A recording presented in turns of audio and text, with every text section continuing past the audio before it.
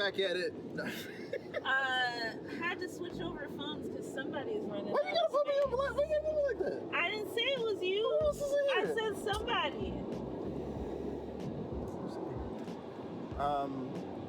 Go ahead. Continue about your yeah. light shade. It looks like our top 3 asks are big light, quiet street / walkable neighborhood. So it has to be in the right neighborhood.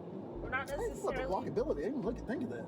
I mean, I looked at walkability. Like, there's a nearby park, which I meant to drive through there because I wasn't sure if it was just like a patch of woods or if it was actually a park.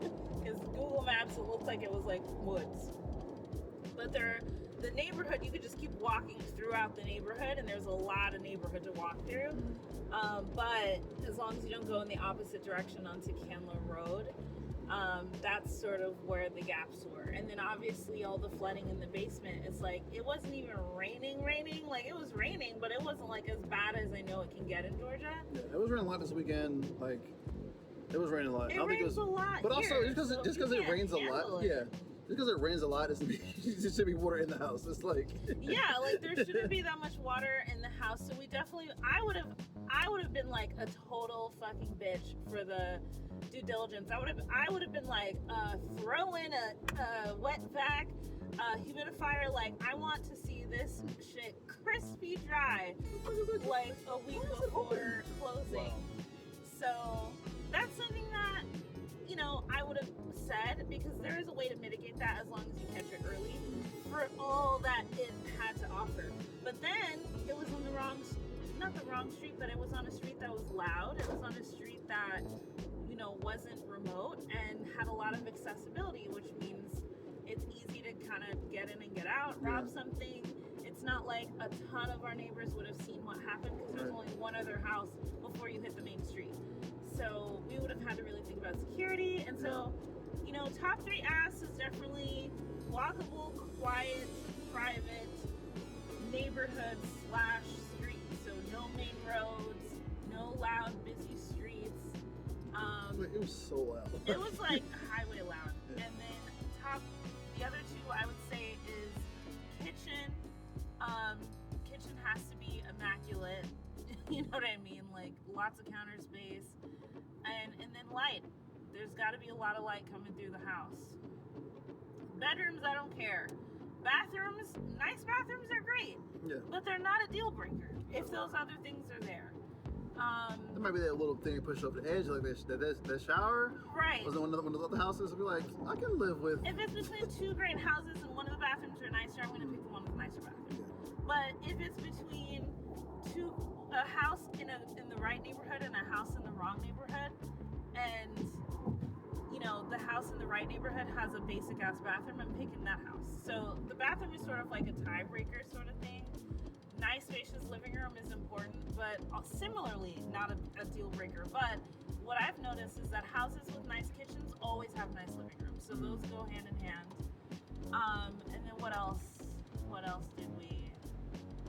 a big thing. That's honestly, that right there is like what we're looking for. The biggest thing too, first with that house, was if that house had been 5-10 spaces down away from the street, it could have been a lot more desirable.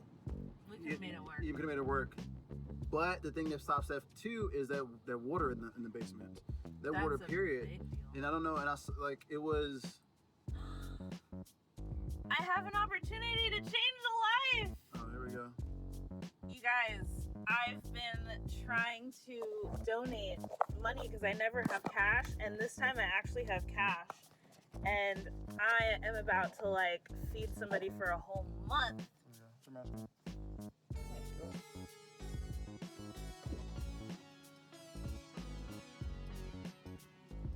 Have a nice day. It's been a while. I finally did It's been a while, like a month or 2. So I had to go to an ATM and get a $20 bill because I just wanted some chips.